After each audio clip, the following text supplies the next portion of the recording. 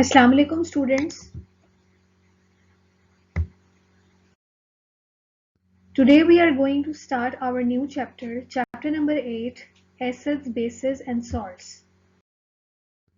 First of all, let us having a general difference between acids and bases. We have to understand this difference before moving towards the theories regarding acids and bases.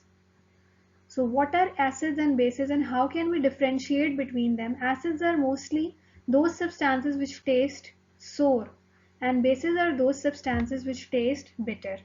Moreover, acids are the substances which mostly give off an hydrogen gas and bases are the substances that are mostly slippery in nature. Moreover, we can differentiate between acids and bases on the basis of a litmus test. As we know that there are two types of litmus paper, red litmus paper and blue litmus paper.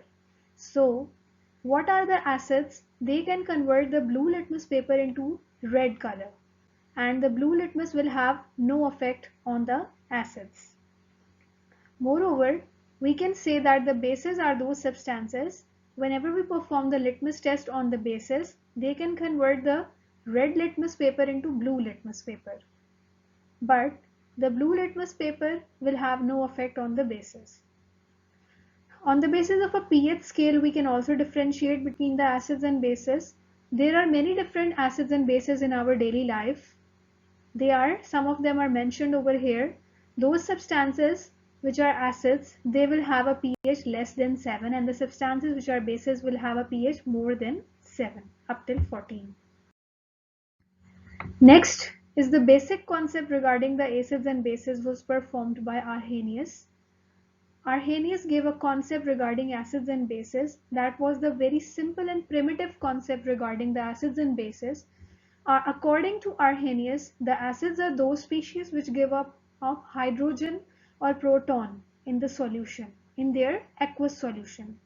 And what are the bases? Bases are those substances which donate hydroxide ion in their aqueous solution. One example is mentioned over here, sodium hydroxide, that is acting as an Arrhenius base as it gives off hydroxide ion in its aqueous solution. And there is an example of Arrhenius acid, nitric acid, that gives up hydrogen or proton in its aqueous solution. Concept was very primitive concept, so it was rejected by some of the group of new scientists. They performed different experiments regarding the acids and bases and they give a new concept regarding the acids and bases named as Bronsted Lowery concept. It was proposed by J. Bronsted and T. Lowery for the very first time and it was more universal concept regarding the acids and bases. According to this concept, a Lowery-Bronsted acid is a species which donate proton and a Lowery-Bronsted base is a species which accepts proton. As a result of this donation and acceptance of a proton, conjugate acid-base species are formed. Now, there are some substances, according to Lowery-Bronsted concept of acids and bases, which can act as a Lowery-Bronsted acid as well as a Lowery-Bronsted base. Very famous example regarding these amphoteric substances. These are known as actually amphoteric substances which can act as a Lowery-Bronsted acid as well as a Lowery-Bronsted base. So, a very famous example is the water. Water can act as a Lowery-Bronsted acid whenever it is present with a base. And a simple example is given over here. When water will act or react with ammonia, it will be acting as a Lowery-Bronsted acid. So it will donate its proton to ammonia and afterwards it is being converted into hydroxide ion, that is actually a conjugate base. Similarly, on the other hand, when ammonia, which is acting as a Lowery-Bronsted base, it accepts the proton, it is being converted into an ammonium ion, that is a conjugate acid, because it has an ability to donate a proton in the reversible reaction.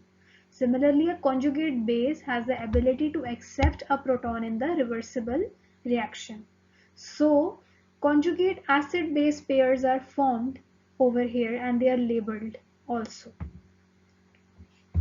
The next concept, when water behaves as a Bronsted base. Whenever a water acts with a strong acid, just as an example, a sulfuric acid is mentioned over here, then the water will act as a Lowery-Bronsted base. Now the water will accept the proton from this Lowery-Bronsted acid and is being converted into hydronium ion, that is a conjugate acid. And sulfuric acid, after donation of its proton, is being converted into a bisulfate ion, that is a conjugate base. So there are two conjugate acid base pairs being formed over here also. I hope so that this amphoteric nature of water is now clear to you, students. This concept is the conjugate acid base pair. Whenever the acid donates a proton, it forms a species, a conjugate base.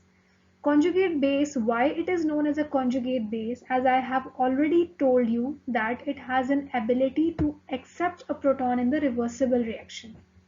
Similarly, when a base accepts the proton, it forms a species, conjugate acid.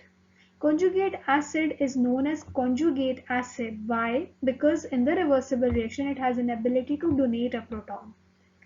The very important point you have to remember regarding these conjugate acid-base pair is that whenever a strong acid ionizes, it gives off a weak conjugate base. And whenever a weak acid ionizes, it will give a strong conjugate base. That is a very important concept and you have to understand this thing. Similarly, vice versa is in the case of bases.